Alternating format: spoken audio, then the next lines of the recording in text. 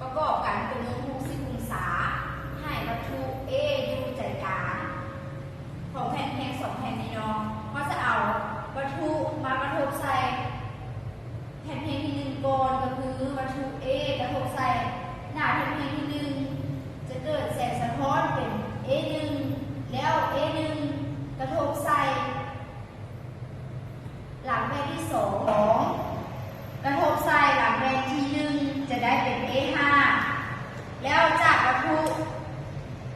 ตัวนี้ตัวคือเก่ากระทบคือเก่าเนาะมันกระทบใส่หน้าแผ่นที่2จะเกิดเป็นรูปที่3จากรูปที่3กระทบใส่หน้าแผ่นที่1แล้วจะเกิดเป็นแสงสะท้อนคือเป็นรูป AC แล้วจากรูป AC เนาะกระทบใส่หลังแผ่นที่2จะได้เป็นรูป A5 โดย